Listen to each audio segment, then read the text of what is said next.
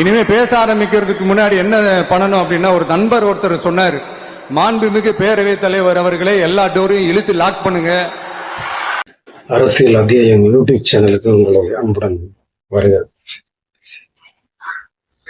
அதாவது எத்தனையோ விஷயங்களை நம்ம பார்த்துருப்போம்.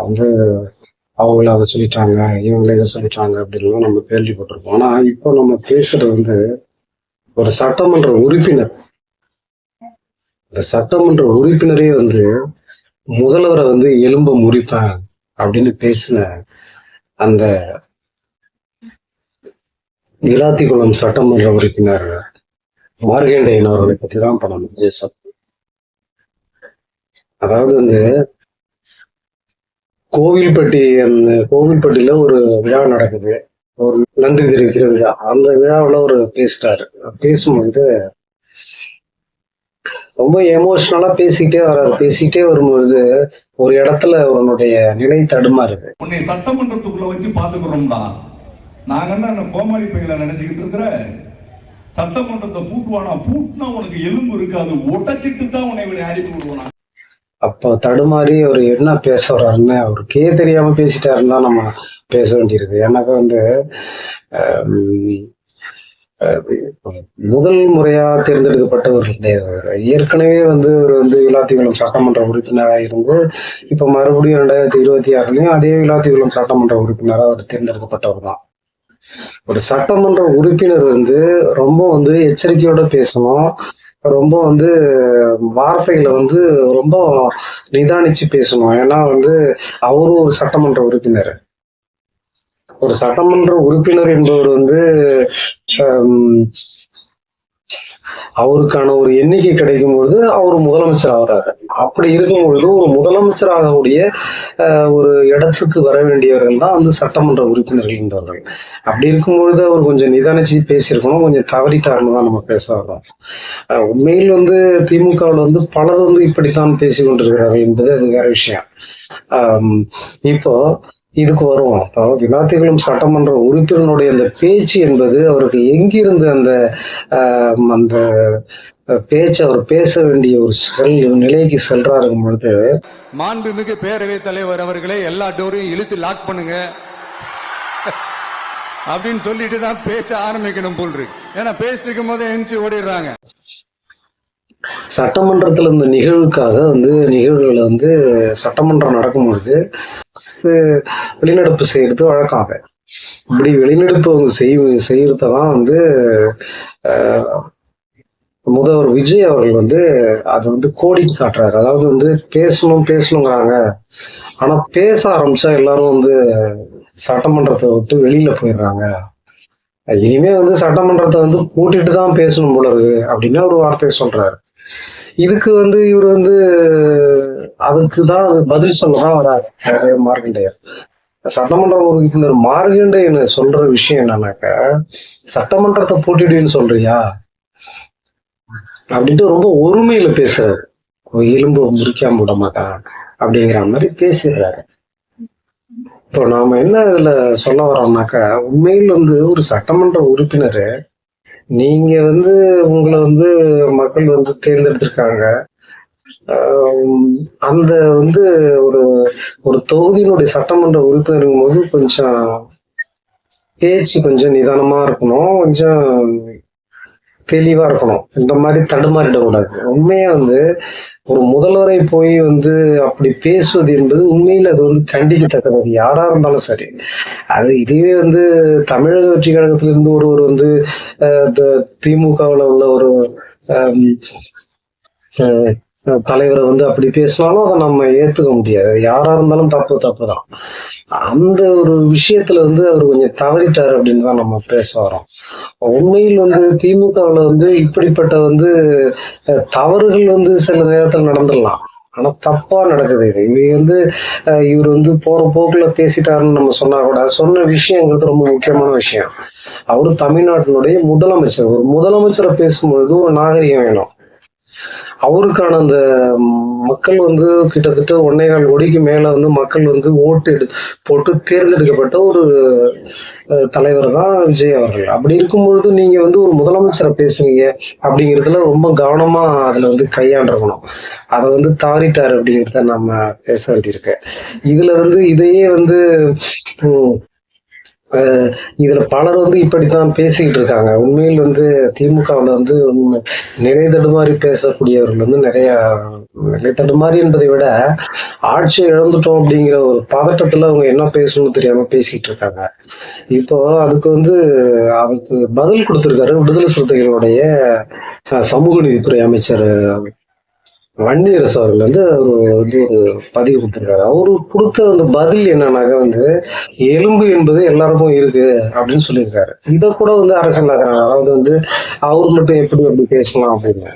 அதாவது எலும்பை உடைச்சிடணும் முதலமைச்சர் சொன்னது தப்பு இல்லையா, எல்லாருக்கும் எலும்பு தான் இருக்கு அப்படின்னு சொன்னா அது ஒரு பெரிய பிரச்சனை, அது ஒரு பெரிய தப்பா. அது அதாவது வந்து நீங்க பேசுனா வந்து கரெக்ட், மற்றவங்க பேசுனா தப்பு அப்படின்னு வந்து ஒரு திமுகவில் வந்து ஒரு மனநிலை இருக்கு. அதாவது வந்து இவர்கள் எது வேணாலும் செஞ்சிடலாம், மற்றவங்களும் செய்தாலும் தப்பு அப்படிங்கிறது. உண்மையில் வந்து தப்புன்னு ஏத்துக்கணும். தவறுனா தவறி செஞ்சிடறது, இது தப்புங்கிறது தெரிந்தே செய்வது. இது உண்மையில் வந்து இப்படிப்பட்ட ஒரு குற்றச்சாட்டுகளை, இப்படிப்பட்ட மோசமான வார்த்தைகளை வந்து யாரும் ஏற்றுக்கொள்ள முடியாது. இது வந்து சட்டப்படி எடுக்கப்பட்ட நடவடிக்கை, அதுக்குள்ள நம்ம போகலாம். அது சட்டப்படி அவர்கள் நடவடிக்கை எடுக்கிறாங்க, அதுக்குள்ள இருந்து அவங்க சட்டப்படி அதை எதிர்கொள்வாங்க. ஆனாலும் வந்து உங்களை வந்து ஒரு சட்டமன்ற உறுப்பினரா மக்களால் தேர்ந்தெடுக்கப்பட்டு வந்திருக்கீங்க. நீங்க வந்து உண்மையில் வந்து நீங்க வந்து அந்த ஒரு நெறிய, அந்த முறையான நெறியை பின்பற்றணும். வந்து ஒரு ஒரு வழக்கறிஞரா வர வந்து ஒரு வழக்கறிஞர் என்பது வந்து இதுல நம்ம சொல்ல வேண்டியிருக்கு. அப்படி இருக்கும் பொழுது கொஞ்சம் நிதானிச்சு பேசணும். இந்த நிலையிலிருந்து அவர் தவறிட்டார் அப்படிங்கிறத நம்ம பேச வரோம். இத வந்து இது அரசியல் ரீதியாக அது போகிறது என்று நாம் பார்த்தால் கூட உண்மையில் வந்து திமுகவில் வந்து பலர் வந்து மிக கடுமையான சொற்களை பயன்படுத்திட்டு வராங்க. அது ஆட்சியை இழந்துட்டோம், எப்படி இருந்தாலும் வந்து தொடர்ந்து இருந்து ஆட்சி இழந்து அதிமுக வந்திருந்தா கூட அவங்களுக்கு பிரச்சனை கிடையாது. திடீர்னு இன்னொரு கட்சி வரும்பொழுது அவங்களுக்கு கொஞ்சம் பதட்டம் வரத்தான் செய்யும். ஏன்னா திடீர்னு இன்னொரு கட்சி வரும்போது இன்னும் 2 கட்சிகள் அதிமுகவையும் தாவேகாவும் சேர்ந்து அவர்கள் 2 பேரையும் வந்து வீழ்த்தி வெற்றி பெற்று மறுபடியும் ஆட்சிக்கு வர வேண்டும் போது அவங்களுக்கு ஒரு பதட்டம் இருக்கதான் செய்யுது. அதனுடைய பதட்டம் தான் அதுக்கு காரணம் அப்படிங்கிறதையும் சொல்றோம். அதே நேரத்துல வந்து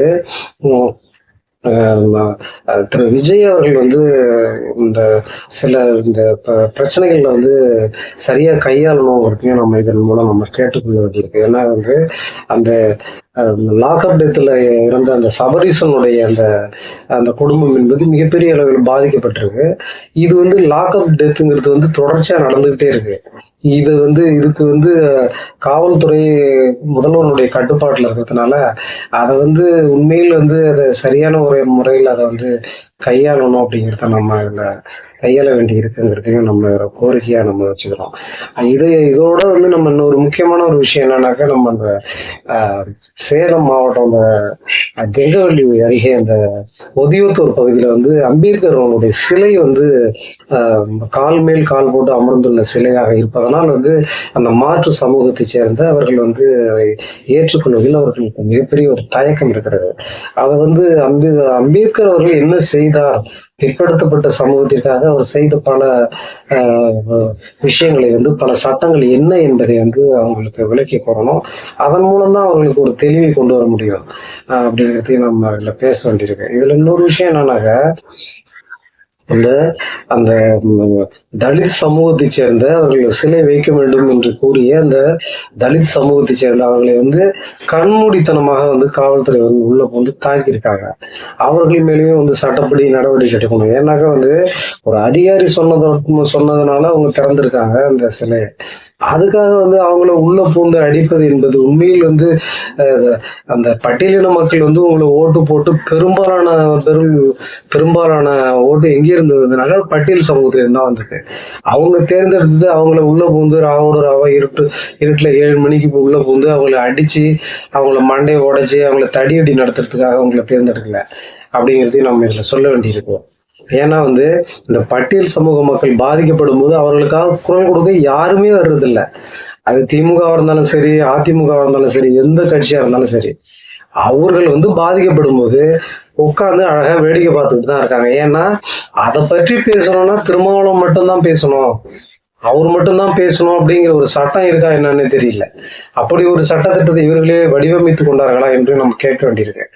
உண்மையில் வந்து தலித் மக்கள் பாதிக்கப்படும் போது அது ஆணவ கொலையா இருந்தாலும் சரி, அது இந்த மாதிரியான அந்த தடியடி பிரச்சனை, இந்த மாதிரி சிலைகள் திறப்பு பிரச்சனை, இப்படி எல்லா பிரச்சனைகளுமே வந்து எந்த அரசுமே கண்டுகொள்வதே இல்லை.